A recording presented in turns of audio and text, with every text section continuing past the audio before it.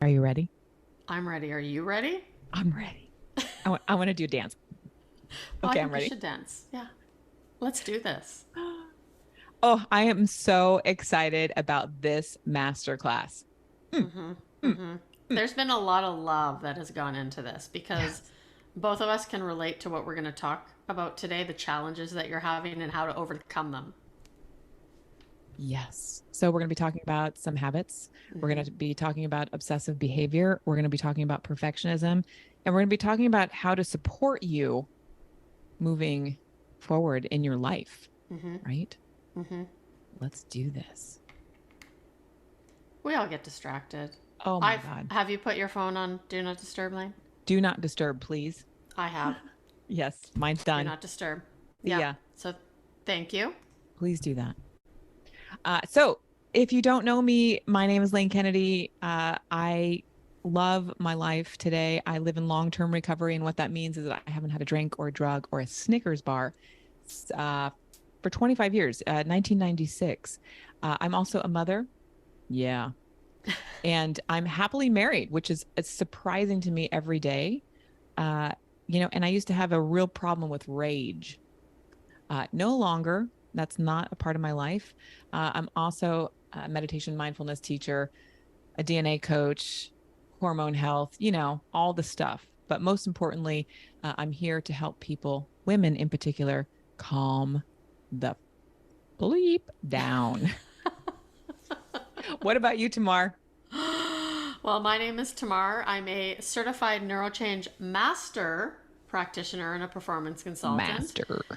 And I have, I also live in long term recovery. And because of everything that I've been through and my experiences, I've dedicated my life now to empowering women on how to master their minds so they can overcome those nasty limiting beliefs, that self talk that tells them they can't do things, and create a life so good for themselves that they never want to go back to their old way of living. And I've done all this stuff. I know how well it works. And what I've been able to accomplish is surreal in the last couple of years, and we want to really help you do that as well. So that's me.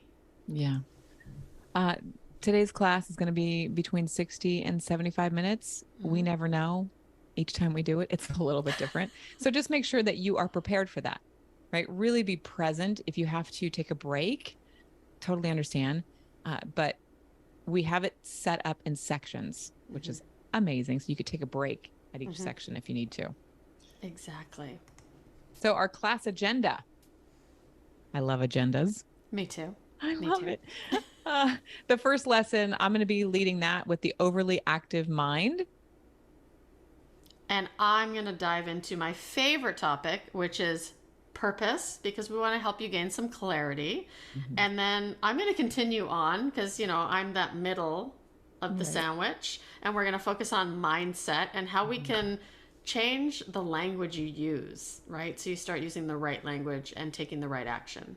Right. And then I'll be the end. Put the bread on top of the deliciousness.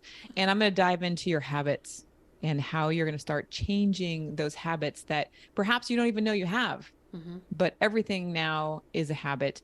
And maybe those habits have become very destructive in your life. Mm-hmm. So I'm excited. Are we ready to dig in tomorrow? We're going to go off screen and jump into it. Yep. Let's do it. All right. Let's get into your overly active mind. Before I started doing the work that I do, my mind was so active. I had a really hard time sleeping at night. I couldn't focus on my work. Uh, I, it was hard sometimes even to drive in traffic because my mind was so active. So, what I really want to get into today is how do we face this overly active mind? The obsessive thoughts. Let's think about some of the obsessive thoughts that you may have. We just got out of this COVID. We're still in this COVID. We're in a new world now. Let's face it, and we live differently. We think differently.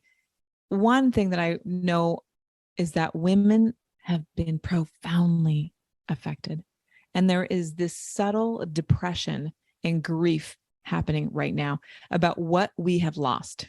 We lost our freedom, and I want you to just really think about that for a moment. As women, we were faced with making decisions that were never asked of us before on how to take care of your family and your child and your aging parents, and how to deal with your life, and how do I make money, and how do I not do, how do I keep my sanity? So we're living in this time where our thoughts are taking over because we're thinking about the job and perhaps a new job that we have to find now because we lost the one that we loved during COVID because we had to take care of our kids. We're thinking about our children differently now. Are they going to become ill? We're thinking about our aging parents and are they okay? We're thinking about our own health. Am I healthy enough? Am I going to sustain whatever comes next? We have a lot of thinking about our body and our image. We have thoughts about our partner. Where is my partner? What's happening with my partner? We have a lot of thoughts about the future and what's going to happen and where are we going to be next in our lives. It's a lot of thinking. I want to give you one scenario that a client of mine had come to me with. She couldn't help herself. The phone would ring and she would just be like, what if? So I want to give you different scenarios that she would run through every time the phone rang or every time it was alert, right? We have this device in our pocket on our bodies and it alerts us. And perhaps we turn it off. I have mine on total silence and I still get alerts. So we have Ruby calls and Ruby's her daughter. And she thinks, what if Ruby's calling because she needs a ride home and I can't pick her up right now because I'm working? What if Ruby is calling because she's sick? What if Ruby got herself into trouble? What if becomes this thought loop? What if Ruby got into a car accident? What if Ruby, right? It's endless. Then we have the next phone call that comes in, parents, aging parents. What if my mother just died? What if my dad fell and now he has to go to the hospital? What if their dog died? What if they don't have enough money to pay their mortgage? Okay. Then there's the next, where's my husband? What if he's in a hotel room? What is he doing over there? No, that's unthinkable. What if is a really hard thought loop to break. What if the accountant sends over the new taxes, the form, and it's like, what if we don't have money to pay this? What if the IRS shows up at our house? What if the car got repossessed? What if the roof is leaking and we don't have enough money to pay it? What if? Right? So this thinking, this corrosive thought pattern, every woman I know and coach is struggling with this. And I want to take you through what's happening with the mind, right? The brain. One of the things I love about the work I do is because I really understand this brain habits, the patterns, the cycles. The brain is unruly. It's messy. Thinking creates more thinking. We have a wildly imaginative way about us. Women are just super creative. Just let's face it.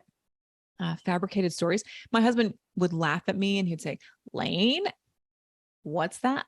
What's that movie you're making? What's that story? I'd just be like, ugh, yeah, okay. But this thinking, this what if kind of thinking and the constant viral thinking, we become trapped and stuck by our own thoughts. And it is disruptive to our system. And it's hard to break out of. So I want to go into the thinking response so you can have a little clearer understanding. You get that call from Ruby. What if, boom, happens? It sends off a bunch of signals in your brain, okay? That then sends a signal down to your heart. Your heart starts to beat a little faster. You breathe a little shallower up here. You start to sweat. Oh my God, your stomach starts to hurt. Oh my God, you have to go to the bathroom. You have to run to the toilet, right? The thinking response creates a physiological response that you have no power over. I want you to understand that real quick. No power over the physiological response of your body. You can't think out of it. It's already happening. Your body is surging with cortisol. You're like, too much. And a lot of women, a lot of my clients, they go seek their doctor, and their doctor puts them on medication, which is totally great because they need to settle down. But there's another way. And I'm not saying no on medication. I'm saying yes, but there's also practices to use. And that's what I teach. I teach you how to use practices to settle your nerves, to think differently, to calm down, to drop into that autonomic nervous system, staying out of the sympathetic and dropping into the parasympathetic. And that's what I love teaching. Love it. So one of my favorite practices that I teach, and I have about 100 different practices that I teach my clients, is the empowered breath practice. When you understand how powerful your own breath is, you're like, well, how come I didn't do this before, Lane? This is so easy. I was just teaching a class yesterday, and one of the women, she said, that's it? And I said, yeah, that's it. But here's the deal. You have to remember to drop into the empowered breath. And if you don't, then it doesn't do anything. I want to introduce you to Kimberly. I love Kimberly. She's a beautiful mother of 2. She's striving for alcohol-free life. During the pandemic, she started realizing that she was drinking about a bottle a night. She was unclear about what was next in her life. She has 2 aging parents. One is in their late 80s and one is in early 90s. The cool thing about Kimberly is that her partner, she really digs him. They lovely relationship, but he works for the city. He works, so he's working all the time, and he hasn't been in the house. He's been out of the house. So that has left her with thinking about the kids, thinking about the parents, thinking about what she's going to do next in life. And she can't stop thinking. She got to me and she's like, I can't deal with this. I'm thinking all the time and I'm miserable and I'm stressed out and I'm not sleeping. And I feel like I've just aged about 30 years. It was like, I understand. We put her into the empowered breath. That was one of the first things that we did. And she said, I had no idea that creating a practice would have such a profound effect on my life, Lane. And that's exactly what happens once you start to implement this practice. Now, the empowered breath benefits improves anxiety levels of 60% or more, I would say. 60% of the time. 73% of people in one study share that they meditated for their general wellness and to prevent disease. And when I'm talking about the empowered breath, it's an empowered breath meditation practice. So that's how I'm using this data right here. It reduced the risk of being hospitalized for coronary disease by 87%. 87%. Do you know what one of the biggest risk factors for women? Yeah, coronary. That's the heart problems. Okay. I get so passionate about this. This practice is strongly associated with pain reduction. And I can say amen to that. And many of my clients as well, they have come to me with debilitating pain. And once we have this empowered breath practice implemented, the pain starts to reduce. I no longer live with pain. I used to have chronic neck pain and I would laugh about it. I would tell my people, I tell friends, and they'd be, what's wrong with you? I'd be like, I can't move my neck. And I started the empowered breath practice and everything changed. Significantly lowers rates of substance use and greater decrease in craving following treatment. So anytime I introduce the empowered breath practice to a woman, she suddenly realized that she doesn't really need that, snack at 3:00. She's not really drinking the whole bottle of wine every night because she doesn't really need it. And I know for myself, I decrease my cravings when I am thoroughly invested in the empowered breath practice. It's quite magical.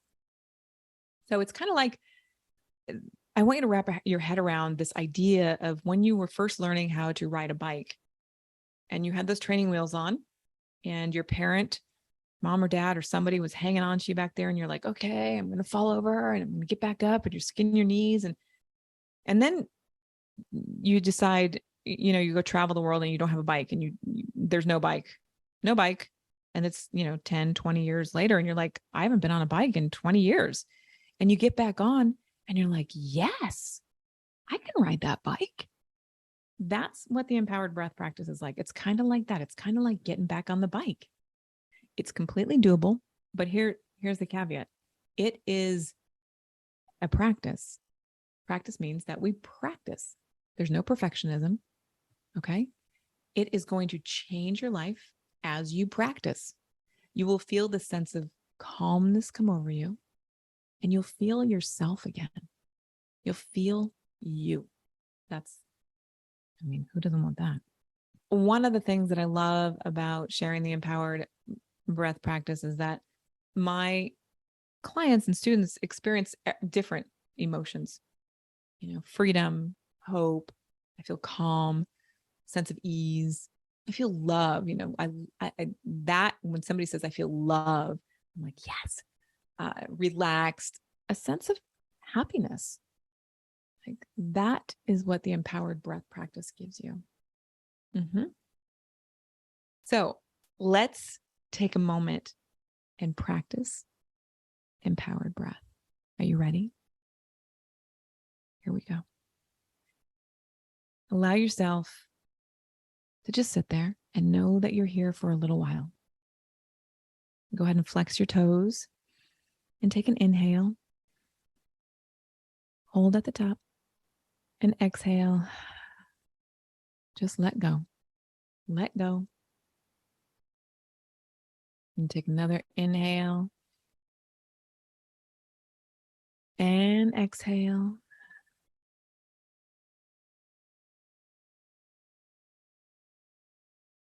And now this time, what I want you to do is just notice where your breath is at. Where is your breath? Is it at the top of your chest? You can put your hands at the top of your chest and notice how your breath is moving. Most women are breathing up at the upper part of their chest, above their breast. You're doing great. Just keep breathing. And now go ahead and place your hands down underneath the breast at the top of the rib cage. And just see if you can feel any breath moving there. Or if you're still at top or at the low, just notice where you're breathing.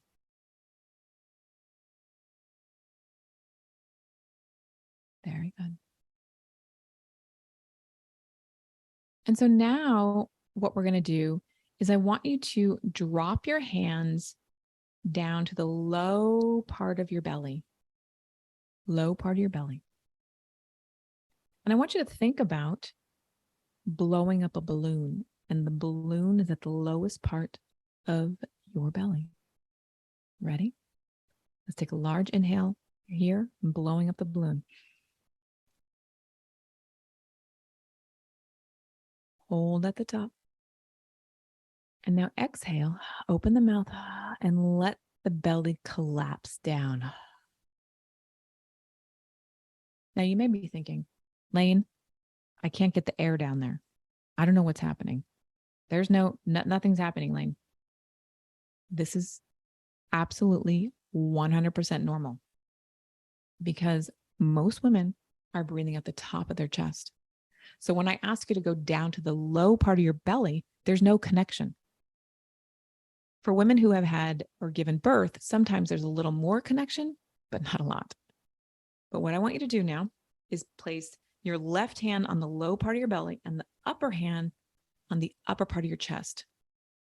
And take a large inhale here and see where you're breathing and what hand moves. Exhale.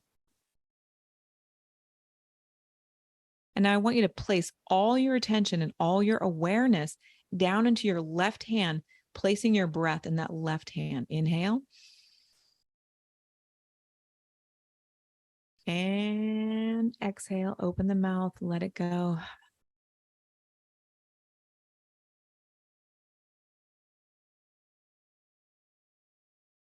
Let's do it again. Feeling the stomach blow up like a balloon. It's okay. You can just poke it out there.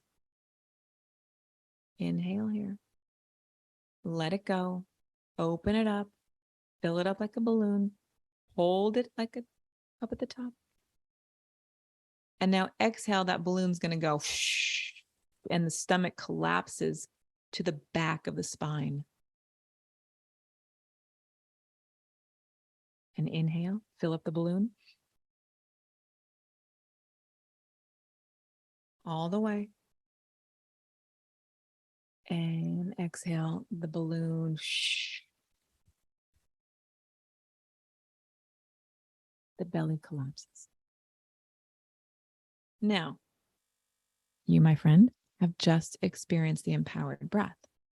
You may be thinking, okay, I get it, Lane, but I didn't feel it. The empowered breath is a practice that I invite you to do 3 times today.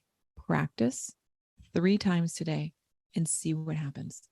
Just notice how you feel.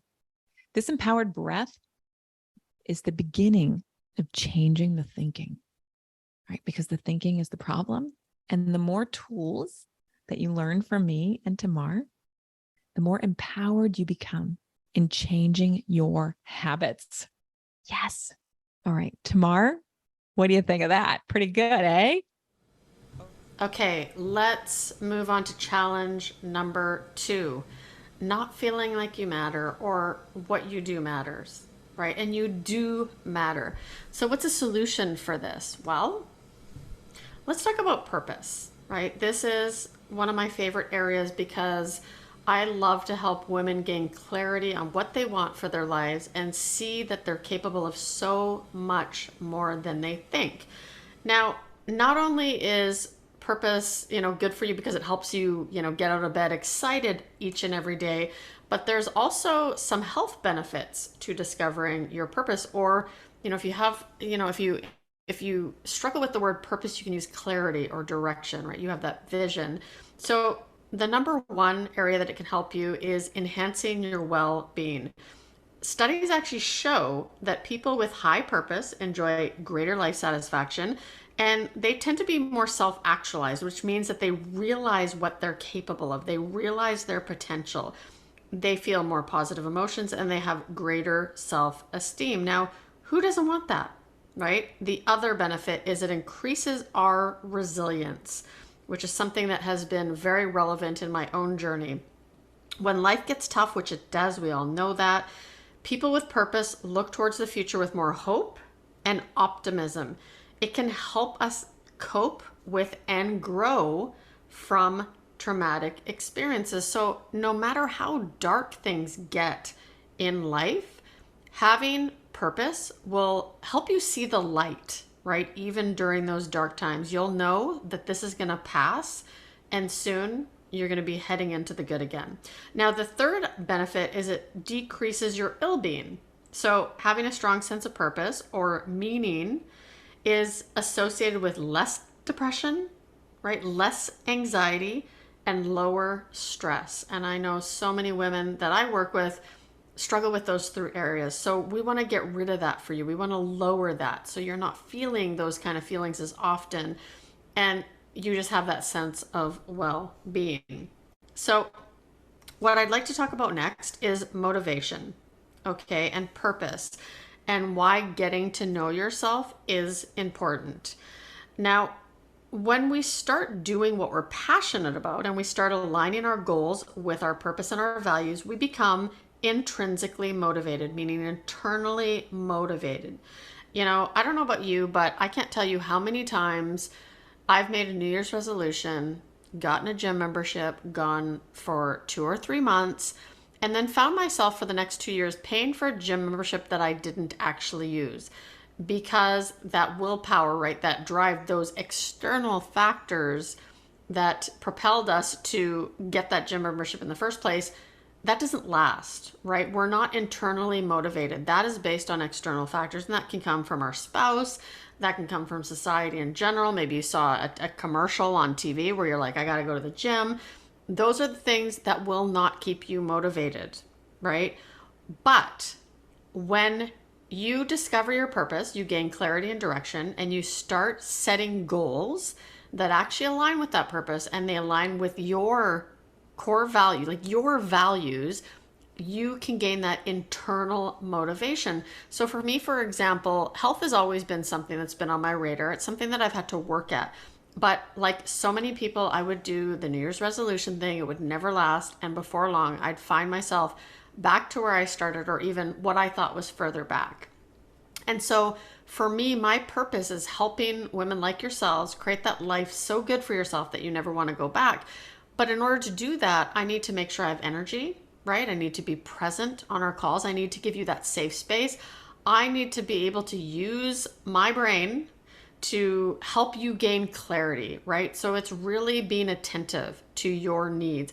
The only way I can do that is if I take care of myself, right? If I'm properly nourished, if I'm going out and exercising. So when I exercise or I eat right for those reasons, the reasons of helping my client, right, and becoming a better person, continuing to be authentic and vulnerable, that to me is internally motivating. That I can get up and go for that walk. I can make the right choices when it comes to my food. And so this is what keeps us going. So, really think about your goals and do they align with your purpose, the direction you want, right? The life you want to create for yourself and your values. Really think about that.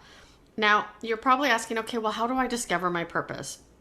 And this is something that, I dive deeper into with my clients, but I want to give you a really simple exercise to take away. We're going to talk about ikigai.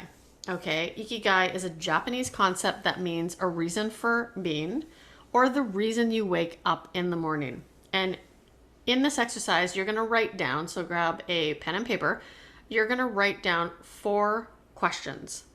Okay, first question, what do you love? Okay, what do you love? That's question number 1. Question number 2, what are you good at? Question number 3, what could you get paid for? Or if you have problems with the getting paid for part and you're having a hard time coming up with a vision, what is your calling? And question number 4, what does the world need more of? Okay, now just going back to question number 2, what are you good at? This is an area where I know I struggled because I didn't see things that other people did, right? I was very hard on myself. I was very critical. I was a perfectionist. And so for me to come up with all these things that I was good at was very difficult. So here's what I want you to do to get the answers to this. I want you to call or text 3 to 5 friends, the more the better, and ask them this. If you were to come to me for advice on anything, what would that advice be? Okay, and you can, do an intro that you're doing some work on yourself. If you were to come to me for advice on anything, what would that advice be? And I think you're going to be very surprised. I know I was.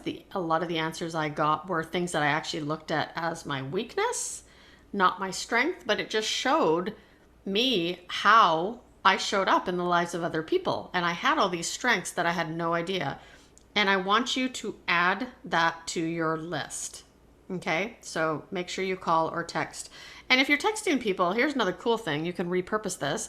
Is those can be used as affirmations, right? So if you're having a tough day, print them out, write them out, and look at them because that's what other people think of you. You're amazing, right?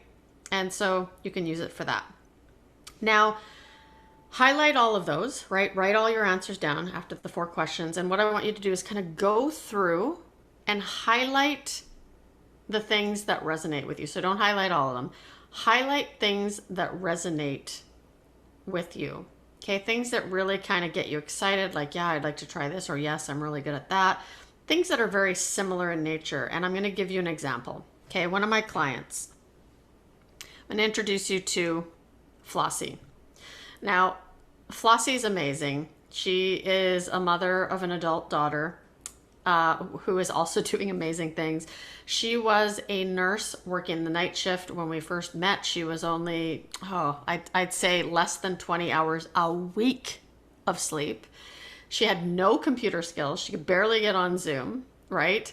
She was working all the time and she was still on debt. She had been through so much, right? She'd been here as a nurse for years after immigrating from Kenya, but she wanted something different with her life. Now, when we went through this exercise, right, we wrote down some of the things that she loved. She loved helping people find simple ways to be healthy through nutrition, right? Because she grew up in Kenya having a very simple life. She loved using food for healing. I know that when I talk to Flossie, usually if I've got some sort of ailment or some sort of body ache, she'll tell me, hey, have you tried ginger? Have you added turmeric tea? Which she now sells. But she loves doing that stuff. She loves supporting people, and she loves using food instead of other forms of supplements or medication. Now, when we talked about the things that she was good at, she's really good at juicing. I mean, she is the juicing queen. She loves making ginger shots and turmeric tea, but she's really good at making all this stuff for super cheap, right? So it's not going to cost you a lot because, really for eating healthy, it can get quite costly. So she wants to help, women be able to feed their bodies and nourish their bodies for a reasonable price. Now, when we talked about her calling or what she could get paid for, people would always come to advice on how to get rid of their pain, right? Their inflammation and other ailments as a result of her nursing background, right? So she was thinking, like, how can I utilize this? I could actually get paid to give people the support they need, right? To give them that feedback because she has that medical background.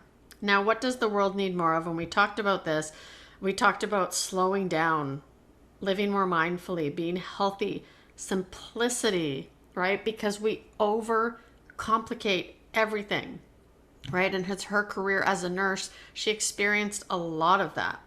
So there was so much more to this, but I wanted to give you a few examples. Her ikigai at the end of this was simple life, healthier you is all about health and wellness. We lay out a simple, inexpensive, and fun way to stay healthy and reverse chronic disease through juicing. So do you see how that all came together? What do you love? What are you good at? What could you get paid for? And what does the world need more of? She has a little bit of everything in her ikigai there. Now, the results for this woman are incredibly amazing.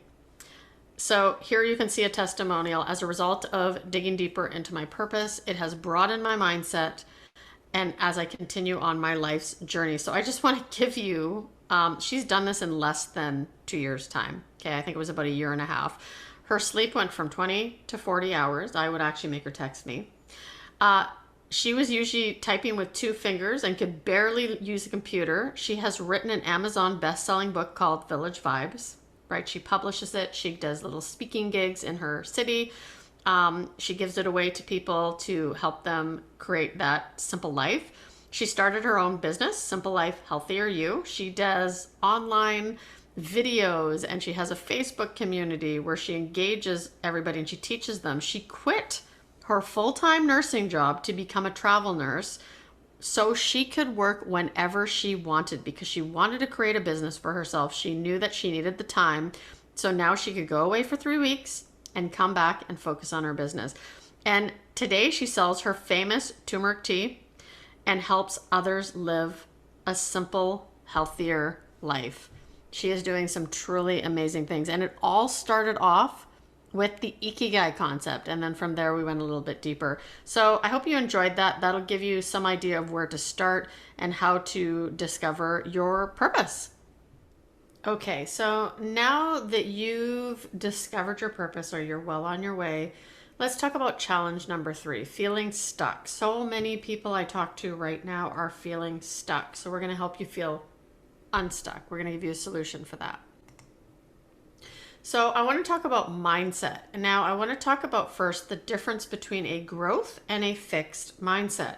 Now, a growth mindset indicates that you value effort and process, meaning you value the journey, right? You're not always focused on the end goal because the things that you do each and every day are going to get you to that result. You actually focus on what you need to do today to make that life happen. You enjoy the journey. And also, people with a growth mindset understand that making a mistake or not hitting a target or a goal just means that you need to try again, you need to try harder, or maybe you just need to try a different strategy, right? I can't tell you how many things I've done in my life that have taught me what not to do. Mistakes can offer us an opportunity to grow, right? And a growth mindset influences those internal motivations like we talked about in the last section. Grit, tenacity, allowing you to persist when facing challenges or obstacles. And it increases your chances of successful goal attainment. So you definitely want a growth mindset.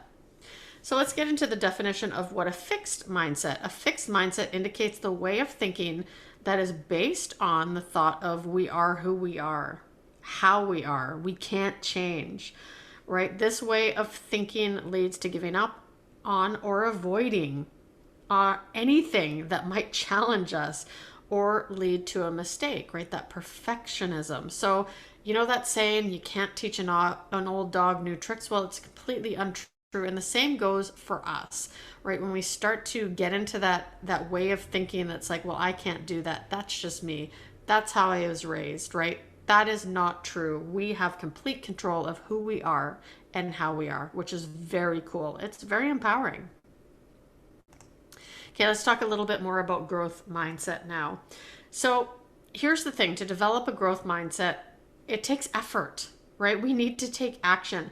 So many people talk about what they want to do, but they don't actually take the action to make it happen, or they don't know how to make it happen. Many people don't try something new if they think that it's going to require hard work, or that it's going to be, too difficult, or there's going to be mistakes happening. But here is where the long-term reward feels so much better than that instant gratification. If you've ever, I can relate this back to a health journey because I know so many women can relate to this, but we procrastinate on the things that we want to get done. And when we're on this health journey and we want to live a healthier life, oftentimes we'll find ourselves procrastinating on getting out and exercising or filling our body with nourishing food because we want that quick reward, right? We want that ice cream. I know the pints of ice cream, that was kind of my weakness for a little while, right? I had to overcome that. I had to develop a growth mindset that said I didn't need that stuff. But those kind of things were what set me back. But anytime that I have done really well, I can tell you that resisting that pint of ice cream, right? That night that I didn't need it because maybe I was emotional, right? Gone through a breakup, who knows what's happening. When I resisted that, I actually got to experience the bigger reward of that effort that I put into it. And that felt so much better, right? Getting to those results when I didn't procrastinate and kind of go off track there. So everything that we do requires action. Now, the other way you can build a growth mindset is finding inspiration in the success of others. A lot of people are envious, but we don't need to do that. Find others who have what you want and let those people know that you want to do the same. Find out what they did and start creating similar habits in your own life. That's what I did when I wanted to create the podcast, right? I started reaching out to people who had podcasts. I started surrounding myself with people. Same thing with my business. If you want to change, start finding those people who have what you want and start doing what they did. Now, people with a growth mindset also embrace challenges, right? They normalize mistakes. So if you're a perfectionist, like I was, and still can be from time to time, this may resonate with you. Stop looking at mistakes as a negative experience and start looking at them as opportunities to learn or do something different. I know many people have learned the most from the biggest mistakes, right? And trust me, I can speak from personal experience. I've made many. The good news is this also builds resilience, right? Which we talked about in the purpose section. Now, number 4, accept feedback, right? Constructive feedback, that is, right? We can learn when we do things and then we ask for feedback. If that feedback is delivered in a constructive way, it can be an amazing way to improve our skills, right? How do we get better if we don't know what to improve, right? We don't know what we don't know.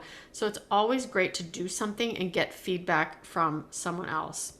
Now, I'm going to give you a really powerful tool that you can start using right this minute, right now, to help you get rid of that fixed way of thinking. Okay. And you're probably thinking, okay, this is going to be something I really need to dig deep on. This is something that's going to take me time to implement. I'm telling you, before we move on to the 4th part of this masterclass, your mind's going to be blown. It's so simple, and you'll be able to use it right now. Powerful tool coming up. Okay, this is called the power of yet. Now, if you haven't heard of this, right, there's a great book called Mindset by Carol Dweck. I hope I pronounced her name correctly. If you haven't read this book, it's a great book. But anytime you find yourself saying the words "I can't" or "I'm not sure how to do that," just add the word "yet" to it. Right? How does that feel? Like, so think about something that you think you can't do. Okay? Now just add the word "yet" to it. It's pretty empowering, and it's pretty simple. Okay, so I want you to meet Andrea. Okay, Andrea is another one of my clients. She's a mom of 2 teenagers, and when we started working together, she also worked full time, right? She did all the things that a mother does, and she had no time for herself. She was an amazing woman doing amazing things, but she wanted more. She ended up quitting her job to become a home care provider, right? So she could free up that time and focus more on what she wanted to do, right? She started investing in herself, and she was able to create a vision of what she wanted to do with her life, right? Basically, before this, she had too much to do and too little time. Now, the feedback we got, the testimonial from Andrea, she said, "I was honestly surprised at what surfaced from my subconscious level in terms of why I was feeling blocked." That's the thing. A lot of times we don't know why we feel so blocked. So at the age of 52, right, she wanted to get into the best shape of her life, mentally, spiritually, and physically. She overcame her personal blocks by working together. She's worked with both Lane and I. She decided to focus on her fitness, and she ended up using that power of the mind to get into the right mindset about winning a fitness competition. Now, listen, she's 52 years old. She looks absolutely stunning, okay? She worked so hard. She changed her mindset, and at that age, she was in a master's fitness competition. She ended up winning not only first place in this competition, but she also got her pro card, right? This was going to be her last competition, right? She'd done a couple before, but she ended up getting her pro card, and now she's going to continue on, and she's just following her dreams. She's making it happen. So let's move on to the next section. Take it away, Lane. So let's talk about your habits. And Tamar, I just want to say, every time I hear you talk about Andrea, it's just profound to me, the change that you do with your clients. So good. Okay, so what challenge? We're on challenge number 4, the habits that are changing your life and maybe not for the best. So what are your habits, my friend? Okay, and you know what? There's good habits and there's bad habits. I have had all of these habits on the screen here. My clients have had all of these habits, and we don't need to label them good or bad. I mean, because sometimes they're good, but then other times they start to tear us apart. And that's what I want you to understand, is that habits can go sideways really quick. So a bad habit is something that negatively impacts your health, holds your attention hostage. Think about that for a minute. Your habit is holding your attention hostage. Waste time. Big, big, big, big time suck. These habits, they take root due in part to a powerful chemical process that you can't control. You just can't. It's a physiological response that you cannot control. Bad habit can become like an addiction because they involve similar neural pathways and chemicals that feel so good. So when we're stuck in that habit loop, it's confusing because it feels good. You're like, yeah, this is great.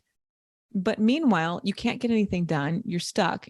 You have shame spirals. You're not thinking clearly. You're like, right? So let's meet Mr. Feelgood. Mr. Feelgood, how are you? Hello, ladies. My name is Mr. Feelgood. And I love me some chocolate donuts and some burgers. And I love video games. I love everything. When you scroll on social media, that's my favorite. I just dose. Thanks, Mr. Feelgood. Yes. Okay.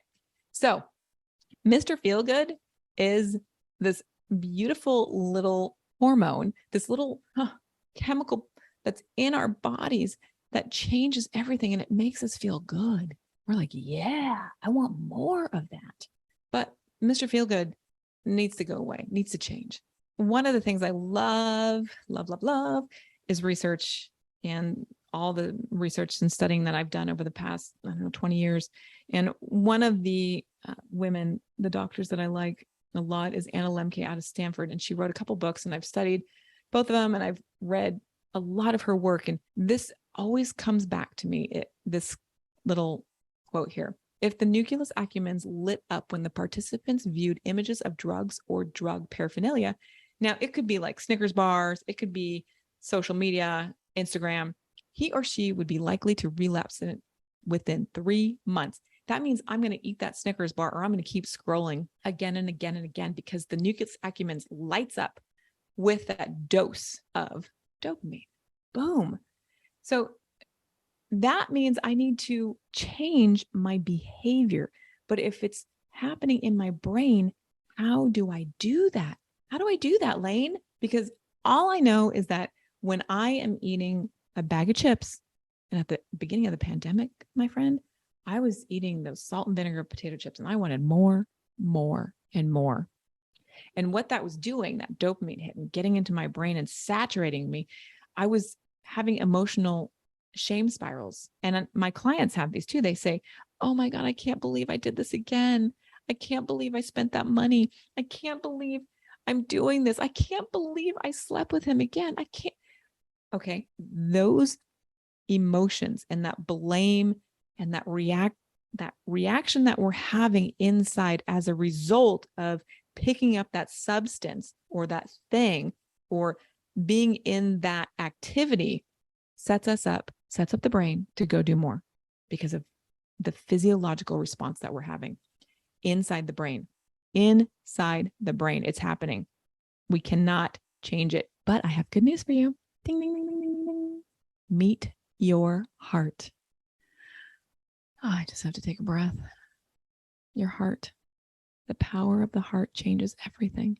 And I don't know about you, but I was not a fan of oh yeah, get into your heart, listen to your heart. That kind of makes me throw up in my mouth a little bit. I'd be like, oh God, whatever. It is what it is. But the heart is this 10-ounce muscle in our bodies that is the powerhouse.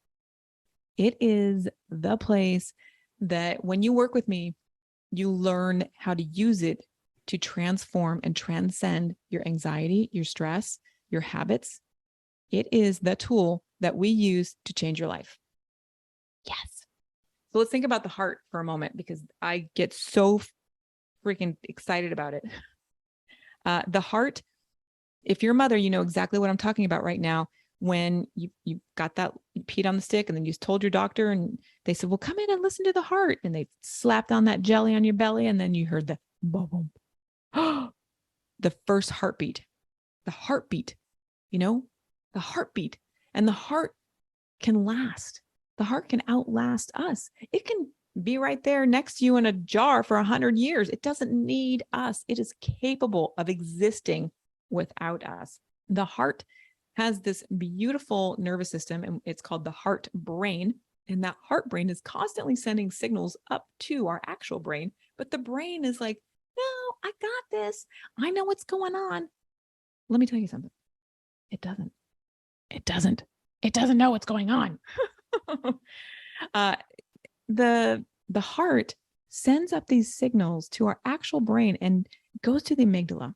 Now, the amygdala, when we're in alignment and when we send up this signal, it goes into the cortical function, and that sends out a message to react or think calmly, right? So the brain has the power to send up the signal, whoop, goes right up there into the amygdala, into the thalamus, into the cortical functions, boom, and control how we react. Drop the mic. Our heart has the power, our heart, okay? I don't know how many times I'm going to have to say this, but the heart is the money. Our brain is dependent on the heart, not the other way around. We need to listen to our heart. If you get nothing out of this whole masterclass, I want you to understand that you need to start listening to your heart. You may not know how to, and that's what I teach. Yes. Okay. Let me move on. So when we drop down into the heart, we start feeling and living differently. There are qualities of the heart: joy, love, appreciation, nobility, kindness, dignity, compassion, care. If I say to you, I want you to have some appreciation, you feel different. Okay, go ahead and now think about kindness and using kindness to somebody, like giving them something. You feel differently. Have some compassion for somebody. You feel differently. These qualities make us feel differently. And when we manifest these qualities in our lives, we start to have a different experience with life. It's totally cool. Okay. Can you imagine being able to react with dignity instead of being combative, or responding with appreciation instead of ignoring somebody, right? When we drop into the heart, everything changes. But here's the thing: that brain is thinking, I don't need you, heart. I don't need you, right? How often do we ignore the messages from the heart? All the time. The whispers from the heart are always there. I can't express this enough, that the thinking is the problem. We have an opportunity and we start thinking, oh, I can't do that. I don't have the money to do that. You think, oh, your best friend says, oh yeah, you really need to take care of yourself. Oh, I don't have time to do that. I have to be, on vacation to do that. Somebody says, oh, it's the kid's birthday. And you're thinking, oh, I can't take care of it. Just too much to handle. Thinking. Your heart can handle anything. Your heart will always find an answer. And that's what I love teaching. So I want to introduce you to Sophia, total badass, single maven, absolutely successful. She's been in the online space for about 10 years, has multiple six-figure business. If I showed you her business, you'd know who she is. But when she came to me, she had no time. She was struggling with time management. I get all my clients from referrals, and she said, Lane, please work with me. I just need to get this time situation handled. I said, okay, let's start. Let's begin. Let's unwind a little bit here, Sophia. Well, yeah, we got into it. All right. We found out that Sophia had some habits that were distracting her from her life. They were sucking away her time, right, to put into her business. She's been working really hard on her business for 10 years. And when she got to me, she's like, I am going to literally lose my business. We found out that she had a bit of a sex problem where she had to. She was like, I have to. I'm like meeting people and doing crazy things. And I was like, whoa, okay. No judgment, but wow, okay. She also had this habit of dieting on again, off again.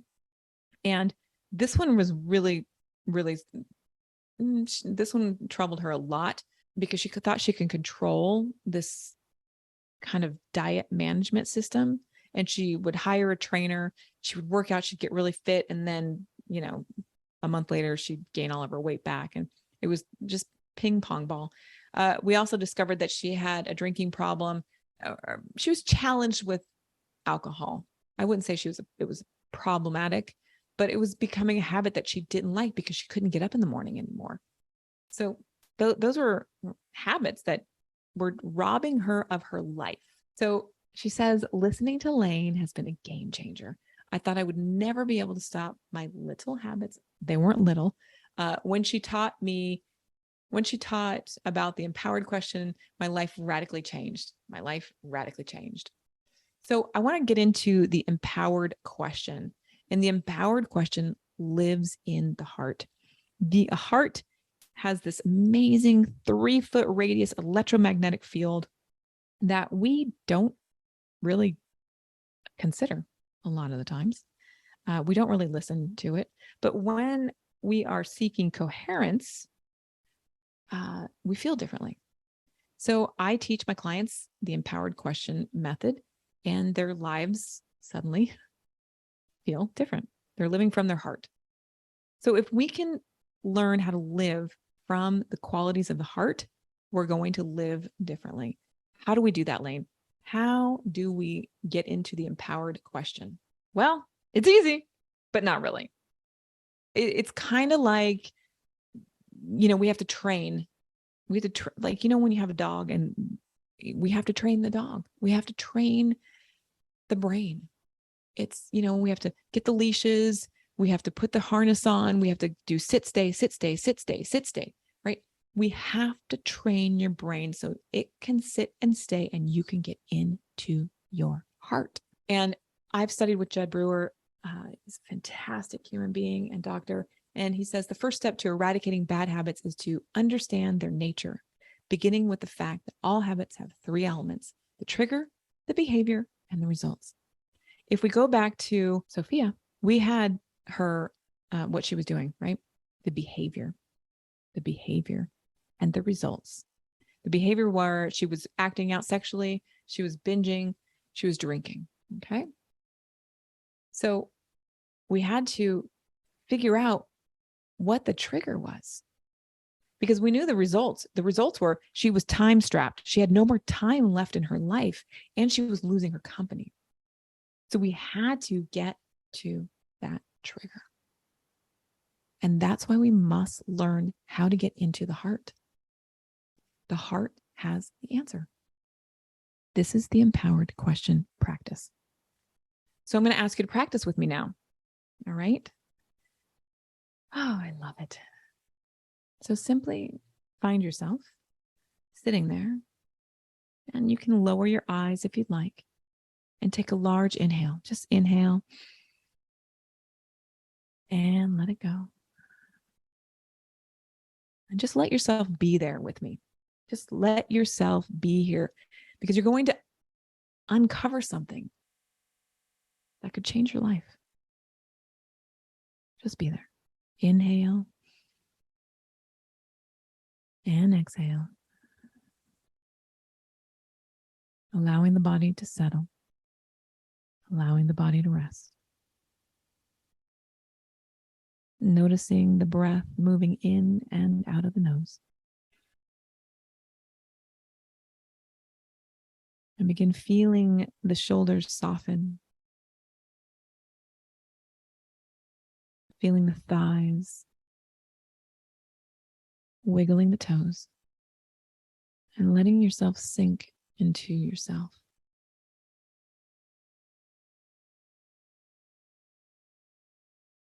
And take another large inhale, filling the lungs, opening, expanding the chest, and releasing. And bringing your awareness to the top of the head and just letting it roll down to the brow center, over the nose, over the upper lip, the lower lip, down the chin, under the chin, and it slides down the throat, down, down into the heart. And the breath expands the heart. And allow yourself now to pull up one habit that you struggle with. Just let it be there. Place it in the heart, whatever it may be.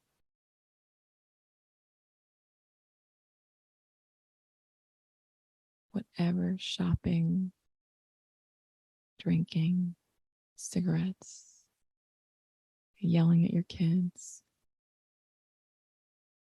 too many Starbucks, whatever it may be. Just place it in your heart.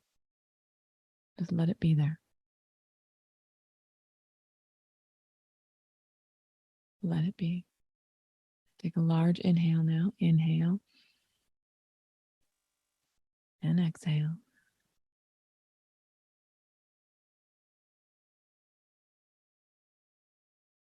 Feeling the heart, noticing the beat of the heart.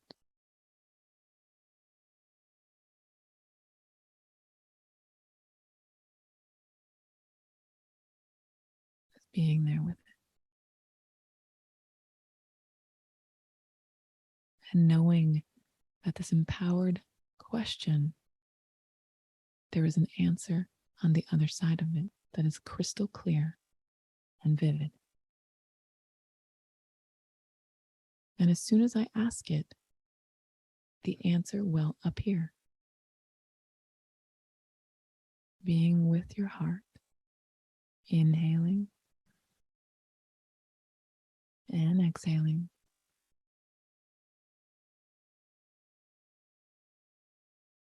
And the empowered question for today is, what is one action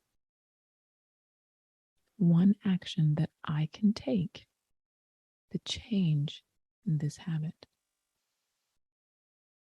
Allow the crystal clear image to appear. The heart speaks with pictures.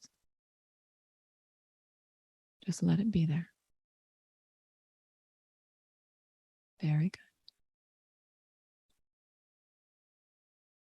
And knowing that that one image is all you need.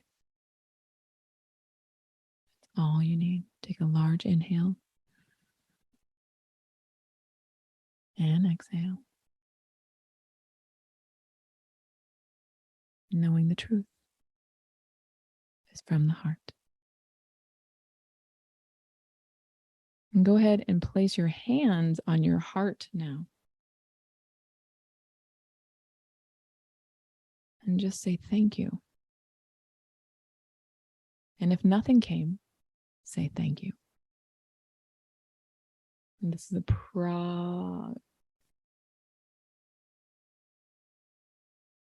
this process is different for everyone.